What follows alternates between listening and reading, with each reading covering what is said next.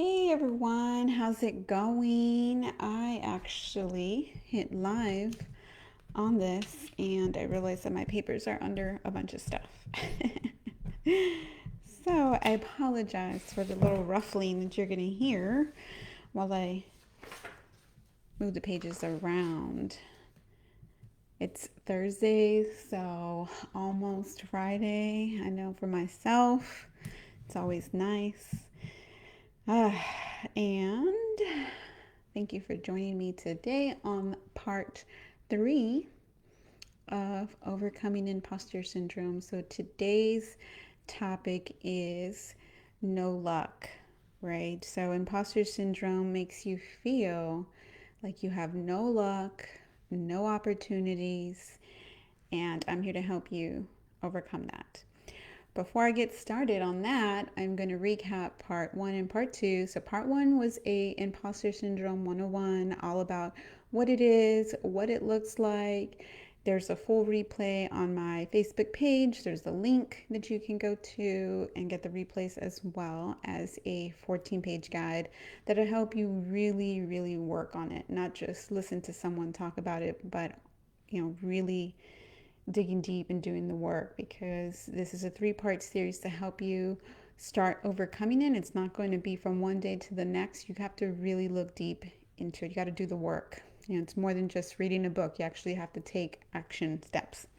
So part 1 is all about what is imposter syndrome, how does it show up, 5 different types of imposter syndrome that show up most frequently. And then part 2 was about, I already forgot, I blanked out on the title, of feeling like you can't fail. So part 2 was feeling you can't fail, because if you fail, then it will reveal to everyone that you're an imposter. What you said you were was just a lie. Right? And it goes more into a little bit of detail about how to deal with that. And today is all about creating luck, creating opportunities, and how to overcome imposter syndrome. So thank you for joining me. Leave me a comment so I know where you're from. Tell me where you're from and what have you liked so far about this series. So let's get started. If you are following along in the guide, I am on the page where it starts off. It's a blank and it says are everywhere. So opportunities are everywhere, right? So part 3 is all about there's no luck, but I am here to remind you that there's opportunities everywhere. And if you're not finding them, it's because you're not looking. Hey, Ivy, thank you for joining me from Houston. And so imposter syndrome keeps you thinking that others are just lucky, right? You're looking, it's like the saying, the grass is always greener on the other side. Of course it is, because you're not the one maintaining it. You're not the one doing the work. So everything looks shiny when you're not the one doing the work behind it. And when we're doing the work behind it, we see every tiny detail that's wrong with it, because we no longer see it through rose colored glasses, because we know the work that it went into and how much more we could do. Right? So imposter syndrome keeps you thinking that everyone else is just lucky. And you know what? I'm here to tell you guys that luck is no accident. Luck is no accident. It looks like people are lucky, but they're out there doing the work and getting the results because they're not worried about everything else. They're not worried about looking like an imposter. We all feel it. I will 100% tell you that I feel it. I know it. You know what? I'm here. I'm showing up. I'm teaching you guys and showing that, no matter what is inside of my scared self, I know that I want to be here and sharing information to help you guys get the career that you want, because ultimately that's why you're here. You want to do something in your career, whether it's a new, transitioning to a different role or a completely different career field. You want to learn something from here, and I'm here to show up for you guys. So the next question is, what are 2 lucky breaks that you've had in your career? So if you're following along in the guide, and if you're not, just take some notes, take a little bit of time and If anybody's willing to share, put it on the comments. What are two lucky breaks that you have had in your career? When you look back at it, you're like, oh my gosh, like I got so lucky for being here at this time and place. So I'm going to share one of mine. And I'll rewind back a little bit on it to give you guys a little bit more. So in 2016, I had got my full license. I was in the middle of my PhD program, but I got my full license as a licensed professional counselor. At the time, I was making about 42,000 a year, which is okay money, but not what a master's level person would like to be making, and especially not one that's supporting their family. At the time, my husband was not working. We had our son, our daughter, and he was going to school full time. So the pressure of maintaining the family was all on me. And at that time, I had been applying to roles in higher education. I thought for myself, the only opportunities that existed were in higher education. Like I said, I was in the middle of my PhD program and I really wanted to get into higher education.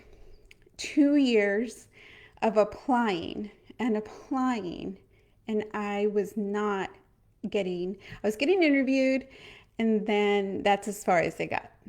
So many different times that I would apply and get zero results back, right? And finally, I decided, okay, I'm just going to stop applying there. And during that time, it's important to note that I closed my eyes to every other opportunity because I was so adamant that I wanted to be in higher education. So fast forward to middle of 2016, I decided I was done, tired of getting rejected, tired of applying and never getting past the interview stage, never hearing back as to what I needed to do to actually get in the door. And then I got my full license.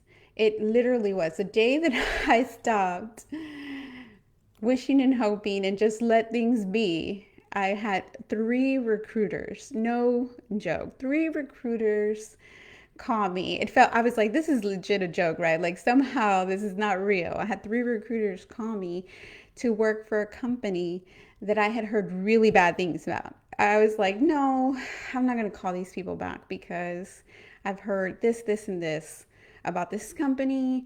I hear that they overwork, they don't care, it's disorganized, and I was like, I don't want to go work at this company. So I don't know why I got the third call, and I'm like, you know what? I'm gonna go ahead and give him a call back. I'm not gonna shut this opportunity off.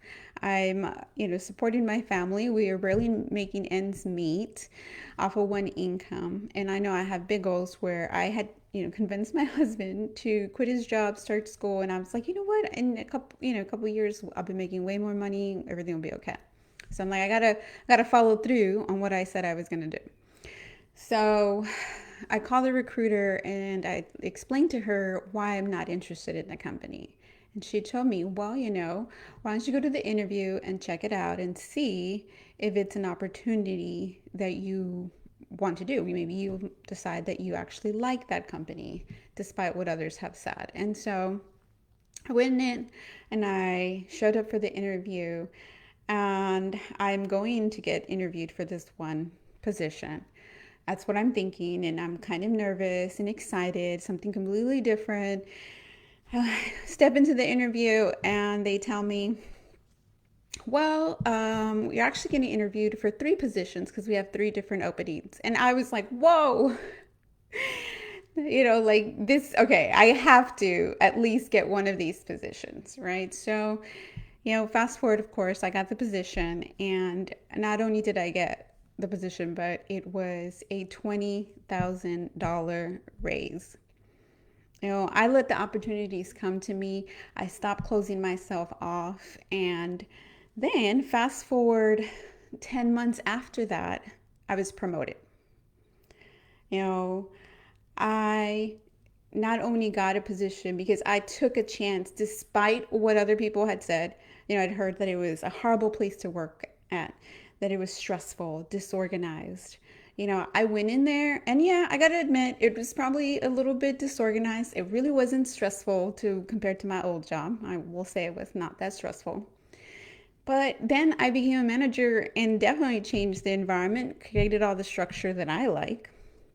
And now I don't even know how we were making it on 42,000 after getting raises. I mean, of course, my income again after becoming a manager, I don't remember what it was, maybe like a $15,000 to $20,000 raise from what I was making, because we get yearly raises, we get yearly bonuses, things that like never occurred to me. And now in my current role as a clinical manager, I am making more money than I could have imagined making in a shorter amount of time had I, continued to apply and be adamantly stuck to go into higher ed.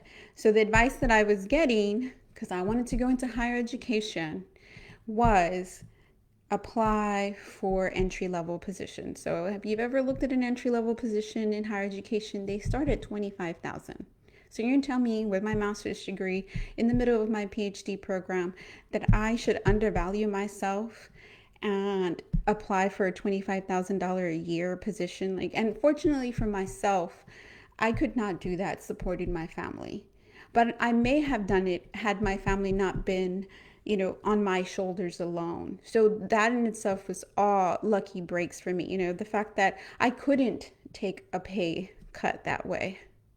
And I highly encourage you guys not to take those kind of pay cuts. We are undervaluing ourselves. How could I possibly agree to that? That's what, the advice I was getting from people in higher education. Oh, just get your foot in the door. Just get your foot in the door and, accept this. Fortunately for myself, I couldn't do it. And I ended up, looking, with exhaustion. And so I'm here to remind you guys to look at the opportunity that you don't want to take, the chance you don't want to take, because that will be your lucky break. So I did ask you guys to write down 2 lucky breaks you've had in your career so far, because everyone has had these lucky breaks. It may not be as exciting as the example I just gave from, myself. I've had other opportunities arise out of nothing. That in itself, I mean, it's an anomaly to me. I'm like, I would have never thought I would have had that happen to me. So now the next question I have for you guys to ask is, how did those lucky breaks come about? And if you were listening to my story about how did my lucky breaks come about, I was willing to take a risk, right? A lot of times we want to make sure that the risk we're taking is going to have a return, right? But we can't guarantee anything, right? And the more we play it safe, the less reward that we're going to have. So had I played it safe, I would have not got a job at the company that I'm currently working at. I would have not gotten a promotion and almost tripling my income from before, and being here to share this story with you guys. And I wouldn't have had all that had I played it safe by not calling the recruiters back, by not willing to go in a direction that I thought I didn't want my career to go. So I have a master's in counseling with my licensed professional counseling certification, whatever, and then my PhD. And in my mind, working clinically as a clinical manager in the mental health field was not really what I wanted to do at the time. I told myself that's not the direction I wanted to go. But turns out that that's the direction that the universe, God, whatever you believe in, has said I needed to come and go to, right? And be able to share this story with you guys. Remember that. So a lot of times we close ourselves off to a lot of opportunities because we want things to go a certain way. And that door has been closed to you for whatever reason. Perhaps there's a better door if you just stop looking, right? So if you keep looking in this one direction, which for me was higher education, and I can't see the door that's open behind me, right? So next one is, what lucky break, the next question I have for you guys to ask yourself, what lucky break do you want over the next 90 days, right? So here's a challenge to you guys. Write it down. Make it crazy. Make it be that you get recruited into a company. Make it be that finally find what it is that you want to do, right? And be open. Be open that, you be open into any type of direction, because the career you want exists. You just have to have the belief in yourself that the opportunity exists. So in the chat, if you are willing to put yourself out there, put it in there. Let me know, what is the lucky break that you want over the next 90 days? And if you haven't already, go ahead and put in there where you are from. Ivy, I'm waiting for you. As you guys are doing that, the next page in the guide is all about self-reflection. So now it's been 3 parts, part 1, Imposter Syndrome 101, part 2 was Can't Fail, and part 3 today is that lucky break, right? Or no luck, right? Because imposter syndrome makes you feel like you have no luck, because all you're looking at is everything that's not going right. And so the next page on here is that you self-reflect on this. You got to dig deep and do the work and really see where all of this is coming from. And then I also want you to compare all of your successes. You can't let one mistake, one error in, deciding to do this or that, and this or that failure tarnish the rest of your career, tarnish the rest of your skills. Stop punishing yourself for these little mistakes because XYZ didn't happen. So Crystal, you wrote, thank you for joining me, Crystal. You wrote to have one active practice paying client for your health coaching business. Yes. I think it's Kilia. I don't know how to say it. I'm sorry, I'm terrible with names, but you want to move to a bigger company in your current field, but there's a lot of hiring freezes. Girl, it exists. It doesn't matter that it's the pandemic. It's out there. You put it on the universe, you have the thought, it exists. That's one of the things, we have to stop limiting. We have to stop closing the doors. I was closing my doors on myself. To give you guys an update too, like I applied for a director position, and I'm currently going through that whole interview process, and there's another opening, and I almost closed that door on myself because I'm like, well, my heart's not fully in that. I'm not feeling the full passion. And I've talked it over with a few people, and they kept encouraging me, like, you're a no-brainer for that position, why don't you apply? And I explained why I wouldn't, even though to them, they see it as I'm a no-brainer for the position. And I went ahead and applied anyway, because, I reminded myself what I tell my clients, don't close the door on you. And don't close the door. If the door is going to be closed, let it be by someone else. Let it be by the universe, but don't close it on yourself. See the opportunity, right? So the opportunity in applying to this role, whether I get it or not, is that I get the exposure. I get the exposure of interviewing. I get the exposure to connect with my senior VP, and so they can see and put a face to the name of who I am, right? Because right now, she's not met me. She hasn't been in a one-to-one with me. I'm just the name on a piece of paper, right? So be able to get that exposure, one-to-one, all light on me, and I'm shining. I'm saying, look, I've done this, this, and this, and this is why you should give me the director role, even if I don't get it. The seeds are planted. Remember that. The seeds are planted. So every opportunity that you go and get an interview, that's the message, right? And if you're trying to get clients, every opportunity you get to talk to someone about what you are trying to sell per se, right? Because you're not doing it, you're not selling.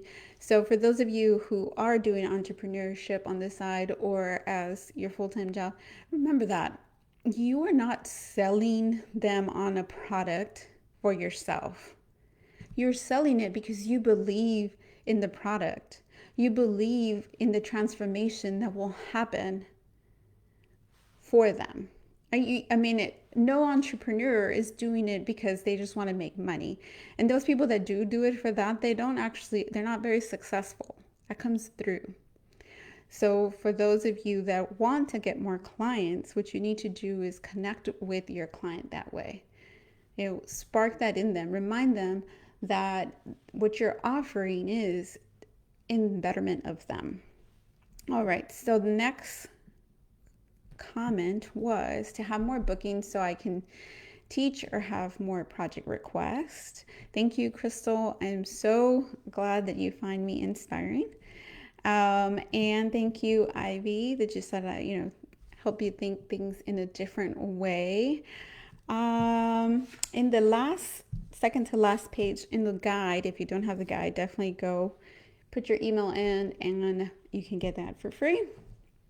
I have daily affirmations on here for you to repeat to yourself. So I completely understand that sometimes you may not be feeling great. Everyone has some negative self-talk. Sometimes it happens with myself too. You got to just get yourself out of it, and don't feel guilty about saying negative things to yourself. If you're like, oh my God, I was so stupid. And then you get mad at yourself for saying that, that doesn't help. Just, shake it off, do whatever you need, put some music on, pump yourself up so that you can get out of that funk, right? You got to help yourself get out of it. Or imagine you're talking to a potential client. What would you tell your client, or what would you tell your child if they weren't feeling good? Do that with yourself. And so there's a list here of affirmations for you guys to use. And then the last page, not place. Hey, Amber, thank you for joining us. The last page is just kind of for you to do some more self-reflection. And today was a good or bad day. Why? We have good or bad days. I was excited to blank. What were you excited about? I got the opportunity to do blank and I didn't expect blank. These are just to help you and to remind you to kind of just look into your day and look at the opportunities. There's always going to be good and bad, but you want to just highlight the opportunities that come into your life versus just looking at all the things that are going wrong. So that's all I have for today's topic, but I am willing to answer and do some Q&A with you guys. I'm here. And so I'm just going to wait to see what your comments, questions, it could be related to the imposter syndrome or to career coaching, anything along those realms, or any other random question. It's Thursday. Are you guys going to be drinking some wine? I think I might. I don't know. I always say that, and then I'm like, well, I'm going to get tired. I don't want to get sleepy. That's the adulting, right? We get it to be... We want to grow up and be adults, and then we find ourselves wanting to take naps, being like toddlers. So, Amber, you say you just got out with the client meeting, but thank you for joining me today, right now. I went over the last 2 days, and then Amber, one of the questions since you're on, maybe you want to answer is, what is some lucky breaks that you've had in your career and what made them lucky? Now, I shared one of my stories too. Crystal, you put your bottle in the fridge yesterday and you have yet to open it. I know, I feel you. I have a bottle that's been in the fridge since July. It's closed. So, but the last bottle that we opened and I didn't drink, it like turned after and it was so gross. I was like, ugh. So I'm afraid to open it because I know I'm not going to drink a whole bottle by myself. So that's why it hasn't been opened. I need to drink drink out of a can. Do they have wine in a can? Is that a business idea, guys? Wine in a can?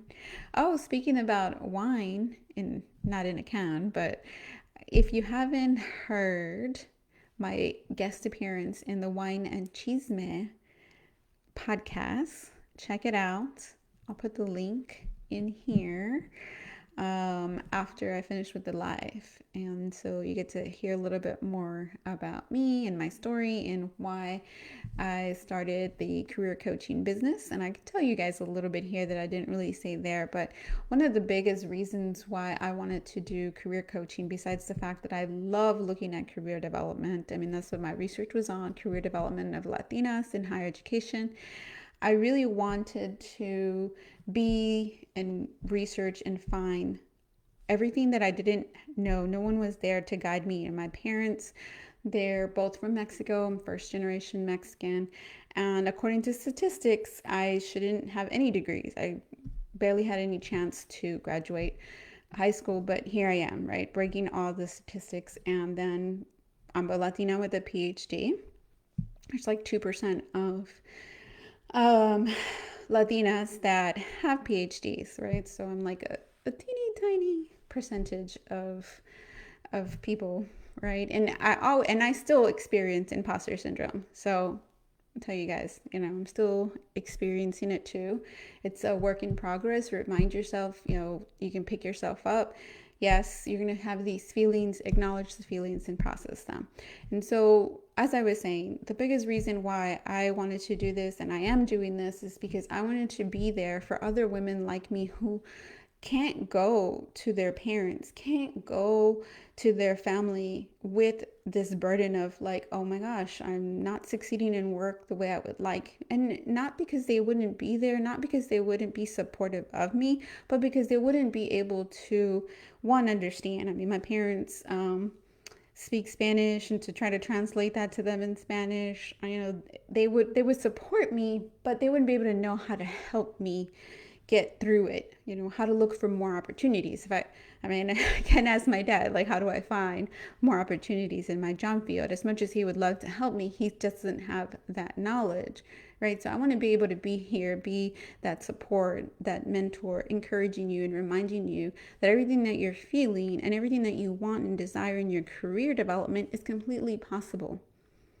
Now, that anything and everything you aspire to is completely possible. So Amber, you said, I am part of your story. Thank you. Yes, you have definitely gotten to see me grow. I've known Amber since 2000, what is it, 3, 4? I don't remember. You'll have to remind me. You're part of my story. After grad school, you sent me the link to a case management job, and I got a job in like a week that led me to my current position. Yeah, that's true. See, if it's meant to be. Also, you've been blessed with the job to have so many perks, airline miles, rental car points, travel for business, and do it on someone else's budget. This is true. There you go. That is, sometimes we get caught up on, since 2005. Okay. So sometimes we get caught up on everything that sucks about our current job, but we stay there because it is serving us in some certain way. Yes, 15 years of friendship. Man, we've hit a milestone. Definitely, it's been 15 years of friendship this fall. Um, well, guys, I can go on and on and on, but I won't. If you want to continue this, I have a Facebook group. I encourage you to join it. And if you would like to learn more and stay up to date on these lives that I do or any of the coaching programs that I have, make sure to add your name to the list. But that's all I have for today. Thanks again, guys. You guys are great. I look forward to reading each of your comments and replying and seeing you guys in my group. Have a great day or night, evening, whatever. Happy Thursday, almost the weekend.